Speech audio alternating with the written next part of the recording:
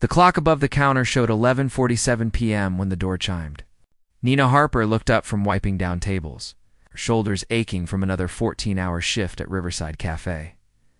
Rain drummed against the windows, turning the street outside into a blur of headlights and neon reflections. Most people wouldn't come in this late. The smart ones were home, dry and warm. But this man walked in like he had nowhere else to be. He wore a simple black coat, his hair damp from the rain, and moved with a quiet certainty that made Nina pause. "Kitchen's about to close," she said, forcing a smile despite her exhaustion. "But I can get you coffee and maybe a sandwich. Coffee would be perfect." His voice was calm, measured. He chose the corner booth, the one that faced away from the street. Nina poured the coffee, the rich aroma cutting through her fatigue. When she brought it over, she noticed his hands. They were clean, well kept, but there was a small scar across his knuckles. "Not the hands of someone who worked in an office all day." "Long night?" she asked, setting down the cup. "Long year," he replied, looking up at her. His eyes were an unusual shade of gray-blue, and they held something Nina recognized: weariness, the kind that sleep couldn't fix. "I understand that feeling," she said before she could stop herself. "Do you?" He seemed genuinely curious rather than dismissive. Nina shrugged, glancing at the empty cafe. "3 jobs, medical bills, and an apartment that costs more than I make. But we all have our battles, right?" An unexpected conversation, something shifted in his expression. He gestured to the seat across from him. "Join me for a minute. You look like you could use a break." She shouldn't have. There were tables to clean, inventory to count, but her feet hurt, and something about this stranger felt safe in a way she couldn't explain. "I'm Nina," she said, sitting down with her own cup of coffee. "James." He wrapped his hands around his mug. "What keeps you going, Nina? When everything feels like it's working against you?" The question surprised her. Most customers talked about themselves or the weather. They didn't ask things that actually mattered. "My mom," Nina answered honestly. "She raised me alone after my dad left. Worked 2 jobs so I could go to college. Now she's sick, and it's my turn to take care of her. That's what keeps me moving forward." James nodded slowly, as if weighing her words. "That's real. Most people just say money or dreams. But taking care of someone who took care of you, that's different. What keeps you going?" Nina turned the question back on him. He was quiet for a long moment, staring into his coffee. "I'm still trying to figure that out." The honesty in his admission made her chest tighten.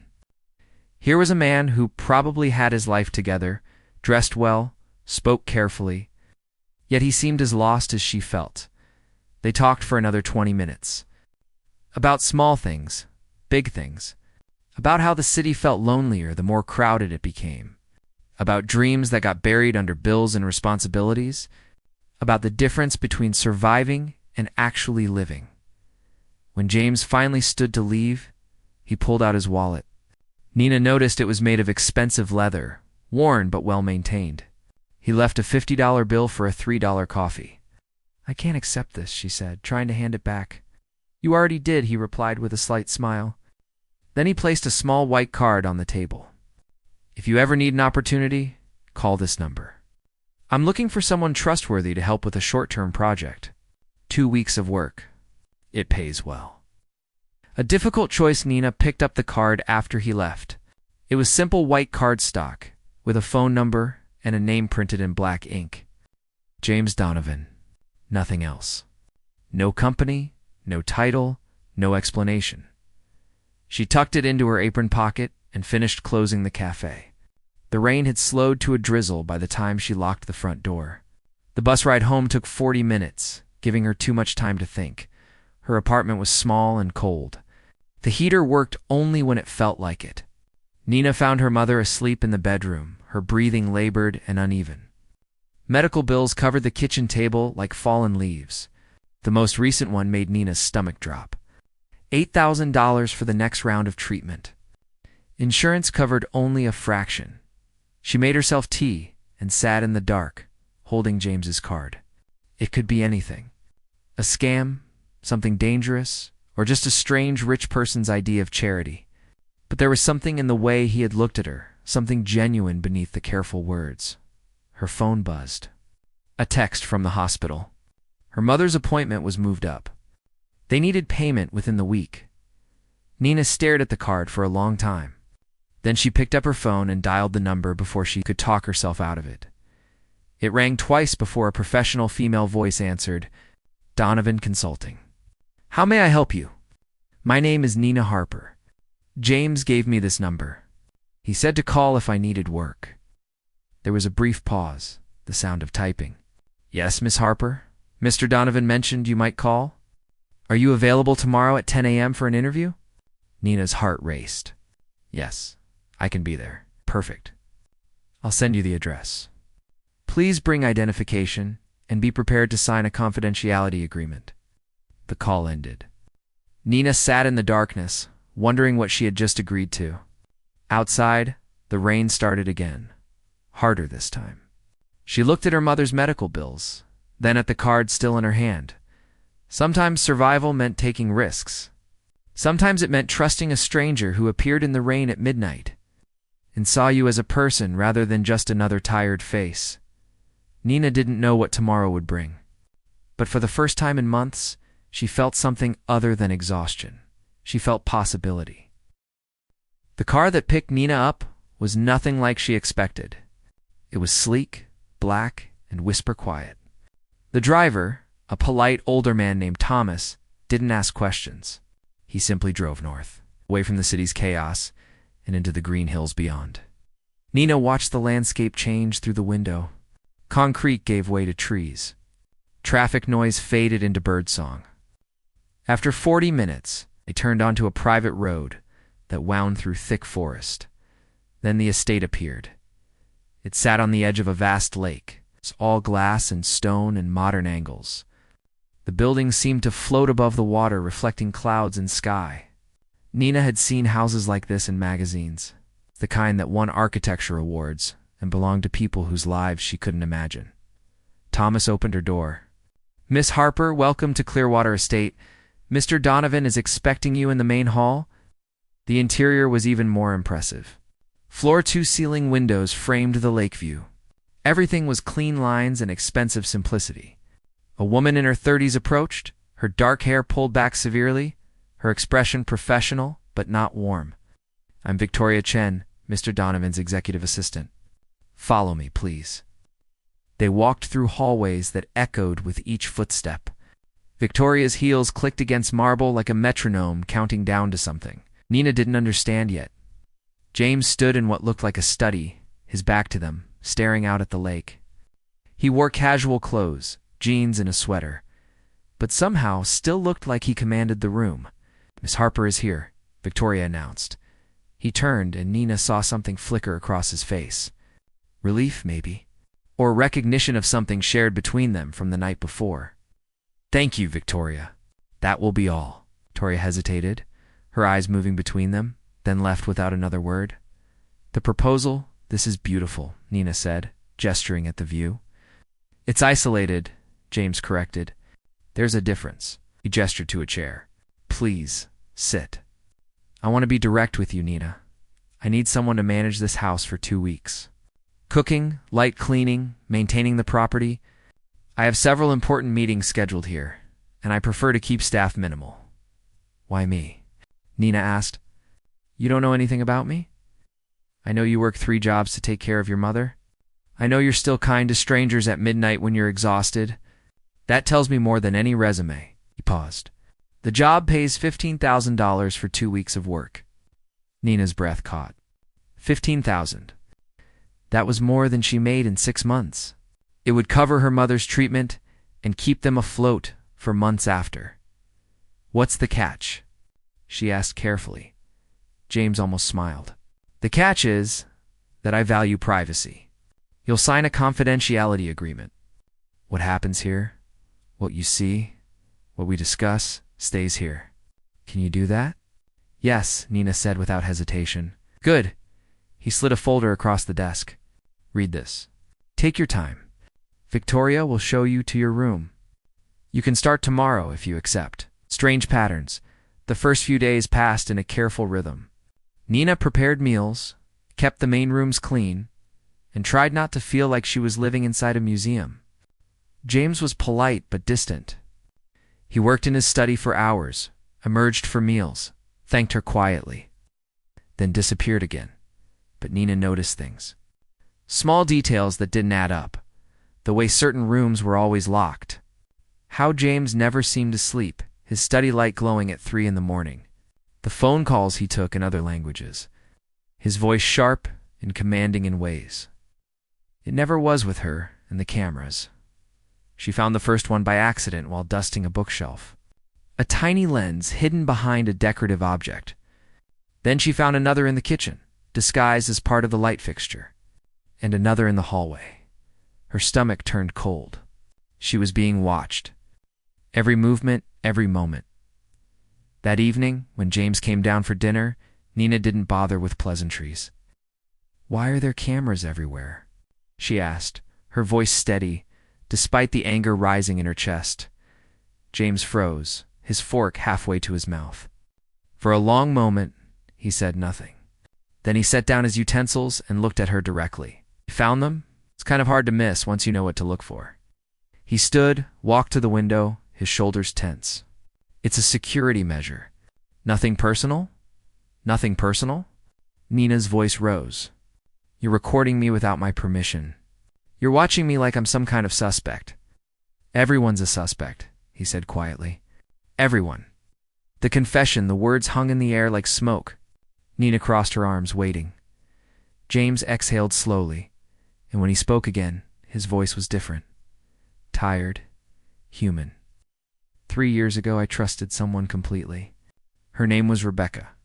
She worked for me, helped build my company from the ground up. I thought she believed in what we were creating." He paused, his jaw tight. "She was stealing from me the entire time. Trade secrets, financial information, client lists. She sold everything to my competitors. I found out I confronted her.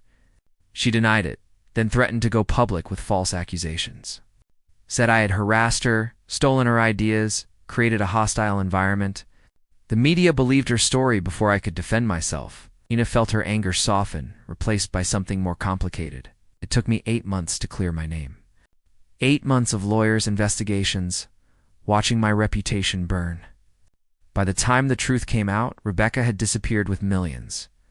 And I was left with this." He gestured at the house, the cameras, the isolation. "I trust systems now, data, patterns, not people. That's what I am."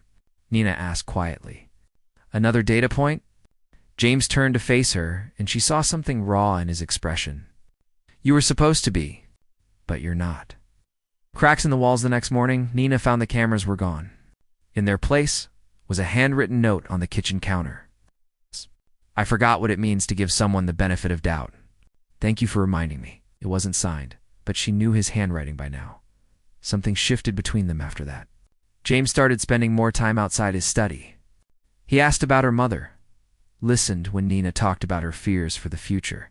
He even tried to help with dinner once, nearly burning water in the process, which made Nina laugh for the first time since arriving. "How do you burn water?" she asked, taking over the stove.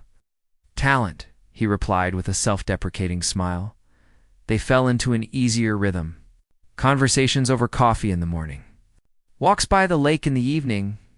James talked about building his company, the pressure of always being watched, the loneliness of success. Nina talked about her dreams of finishing college, of opening a small restaurant someday where people felt welcome. "You'd be good at that," James said one evening as they sat on the dock. Watching the sunset paint the lake in gold and pink. At what? Making people feel seen. It's a rare gift. Nina looked at him, at the way the fading light softened his features. "You make it sound like you've never felt that way." "I haven't, not in a long time." He met her eyes. "Until recently." The moment stretched between them, fragile and electric. Nina's heart beat faster, and she realized with sudden clarity that this wasn't just a job anymore. That somewhere between the arguments and the honesty and the shared silences, something real had taken root. The discovery, but that night, unable to sleep, Nina wandered the house. She found herself in a hallway she'd been told was off limits. The door was slightly open. light spilling through the crack. Inside was an office filled with filing cabinets and computer monitors. On one screen, she saw spreadsheets. On another, documents with headers that made her blood run cold. Subject observation study. Candidate profile. Nina Harper.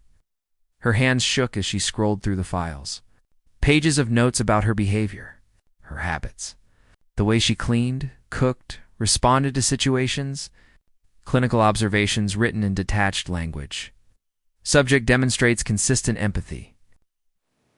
Patience under stress. Possible genuine altruism versus performed kindness requires further analysis. There were files on other people too. Names she didn't recognize. Other candidates. Other subjects. This wasn't just about security. This was research. She was part of some kind of experiment. Nina heard footsteps behind her and spun around. James stood in the doorway, his face pale. "Nina, let me explain." "Explain what?" Her voice cracked. "That everything was a lie? That I was just another test subject? Another way for you to prove that people can't be trusted?" "It started that way," he admitted, his voice breaking. "But it's not anymore. You have to believe me? Believe you?" Nina's laugh was bitter. "You documented me like a lab rat. You studied me. And I thought we were actually connecting." She pushed past him, her vision blurred with tears. Behind her, she heard him call her name, but she kept walking. Out of the office, down the hallway, toward the guest room where her bag waited. The glass walls that had seemed so beautiful now felt like a cage, and Nina realized. She'd been trapped from the moment she walked through the door. Nina's hands shook as she threw clothes into her bag. Her mind raced, replaying every conversation, every moment she'd thought was genuine. The walks by the lake, the shared laughter, the way James had looked at her when he said she made him feel seen. All of it. Data collection. The door opened behind her. James stood there, and for the first time since she'd met him, he looked completely undone. His hair was disheveled, his eyes red-rimmed. "Please don't leave like this," he said. "Like what? Like someone who just discovered she was part of a psychological experiment?" Nina zipped her bag with more force than necessary. "Tell me, James, did I pass your little test? Was I authentic enough for your research? It wasn't like that. Then what was it like?" She spun to face him. "Explain to me how documenting my every move, analyzing my emotions, treating me like a case study, how is any of that okay?" James stepped into the room, and she saw something she hadn't expected. Shame. Real. Deep shame that seemed to weigh down his entire body after Rebecca destroyed everything. "I couldn't trust my own judgment anymore," he said quietly. "I kept asking myself how I missed the signs, how someone could lie that convincingly. So I started studying people, trying to understand what makes someone genuine versus someone who's just pretending." "Oh, you turned your paranoia into a science project." Yes, the admission was stark. "I hired people for temporary positions, observed them, tried to identify patterns of authentic behavior. I thought if I could quantify trust, measure it, I'd never be vulnerable again." Nina felt sick. "How many people? How many others before me?" 7. James looked at the floor. "You were the 8th. And what happened to them when they found out?" "They didn't. They finished their contracts, took their money, left. None of them suspected anything." He paused. "But you're different, Nina. You notice things. You ask questions. And somewhere between the first dinner and now, I stopped seeing data. I started seeing you." "Breaking point, that's convenient," Nina said, her voice sharp with hurt. "You only developed a conscience after I caught you." "No." James moved closer, his voice urgent. "I stopped taking notes 2 days after you confronted me about the cameras. I deleted the files. All of them. Because I realized I didn't want to study you. I wanted to know you." Nina wanted to believe him. Some part of her, the part that remembered how he'd smiled when she burned his toast, that remembered the vulnerability in his voice when he talked about his mother, desperately wanted this to be true. But trust, once broken, didn't heal with words. "I need to leave," she said, picking up her bag. "I understand." James stepped aside. "But please take this. He held out an envelope. It's the full payment. You earned it. And more than that, you taught me something I'd forgotten. That being human means being willing to be hurt. Nina stared at the envelope, then at him. Do you know what the saddest part is? I was starting to care about you. The real you, not the billionaire or the genius or whatever everyone sees. Just the lonely man who tried to burn water and talked about his mother's paintings. I care about you too, James said, and his voice cracked. That's why this hurts. She took the envelope, their fingers brushing for a moment. Then she walked out, down the hallway, through the glass and stone that had briefly felt like a home. Thomas was already waiting with the car. He didn't ask questions, just loaded her bag and drove. Nina watched the estate disappear in the side mirror, swallowed by trees and distance. The betrayal. Nina spent 3 days in her apartment, trying to forget. She paid her mother's medical bills. She went back to her shifts at the cafe. She told herself that some things were too broken to fix. Then her phone rang. An unknown number. Miss Harper. This is Detective Morrison with the Seattle Police Department. We need to speak with you about James Donovan. Her blood went cold. What about him? There's been a security breach at his company. Confidential files leaked to the press. We have reason to believe the breach originated from someone with access to his private estate. You were employed there recently. I didn't take anything, Nina said, her voice rising. I would never do that. We'd still like you to come in for questioning. Standard procedure. The call ended, leaving Nina staring at her phone in disbelief. Then she opened her laptop and searched James's name. The headlines hit her like a physical blow. Tech CEO's secret experiments. Exposed, employees unknowingly studied. Billionaire. Caught running psychological tests on staff. James Donovan's trust issues lead to an ethical research program. There were screenshots, documents, the same files she'd seen in his office, now plastered across news sites and social media. Her name was redacted, but the details were all there. Someone had leaked everything, and the timing made her look guilty. Nina's hands shook as she called the number James had originally given her. It went to voicemail. She tried again.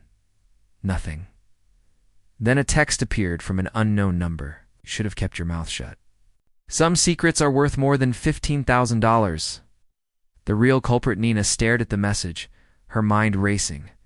She hadn't told anyone about the files, which meant someone else had access. Someone who wanted James destroyed and her blamed for it. Then it hit her. Victoria, the cold executive assistant who'd watched them with calculating eyes, who'd been there longer than Nina, who would have access to everything. Nina grabbed her jacket and headed back to the estate. She didn't care if the police were looking for her. She needed answers. The gates were closed when she arrived, security guards posted, but Thomas was there, finishing his shift. Miss Harper, you shouldn't be here. Thomas, please. I need to see James. I didn't leak those files. Something in his expression softened. I know you didn't. We all know Mr. Donovan has been trying to reach you. He glanced at the guards. There's a service entrance by the east side. Code is 4471. 5 minutes. That's all I can give you. Nina ran. The house was dark except for the study. She found James there, surrounded by laptops and phones, his face haggard. When he saw her, he stood so fast his chair fell backward. Nina, thank God. I thought you wouldn't come. I thought you'd think I blamed you. I got a text, she said breathlessly. Someone threatening me. James? I think it was Victoria. His expression turned grim. You know, I've been gathering proof all day. He turned his laptop to show her. She's been selling company secrets for months. The leaked files were just her final move. She wanted to destroy my credibility while making it look like you were the whistleblower. But why? Because I was going to fire her. She'd been skimming money, manipulating accounts. When I started the audit last week, she must have panicked. He ran a hand through his hair. She used my own paranoia against me. Made it look like my research program was unethical, illegal even. Turned my attempt to understand trust into evidence of exploitation. Where is she now? Gone, but not for long. I've got lawyers, investigators, everyone on it. He stepped closer. Nina, I'm so sorry. For all of it. The study. The cameras. Putting you in danger. You deserved honesty from the beginning. Healing, you're right, I did, Nina said. But I also understand why you were scared. Rebecca hurt you badly. Victoria proved you had reason to be careful. She paused. But you can't live your whole life as a science experiment, James. At some point, you have to take the leap. I want to, he said quietly. But I don't know how anymore. Nina thought about the past weeks. The moments that had felt real beneath all the deception. The vulnerability he'd shown when he talked about his mother. The way he'd deleted the files before she even asked. Start small, she said. Start by trusting that I'm here because I choose to be. Not because of money or research or anything else. Just because somewhere in all this mess, I saw someone worth knowing. James's eyes glistened. I don't deserve that. Maybe not. But we don't always get what we deserve. Sometimes we get second chances. She held out her hand. What do you say? Can we start over? No experiments, no tests. Just two people trying to figure this out. He took her hand, and Nina felt the tremor in his grip. The fear and hope mixing together. I'd like that, he whispered. New beginning 3 months later, Nina stood in the kitchen of Clearwater Estate. But everything was different now. The cameras were gone, replaced by family photos. James's mother's paintings hung on the walls, bringing color and life to the glass and stone. The cafe had a new manager, hired with money James invested. Nina's mother was in remission, living in a cottage on the estate property where she could paint by the lake, and Nina was finishing her degree online, planning the small restaurant she'd dreamed about. James had offered to fund it, but she'd refuse. Some things needed to be earned, not given. Burning water again? She called out, smelling smoke. James appeared in the doorway, looking sheepish. In my defense, I was distracted by what? He held up his phone. The charges against Victoria were filed this morning. She's facing 20 years.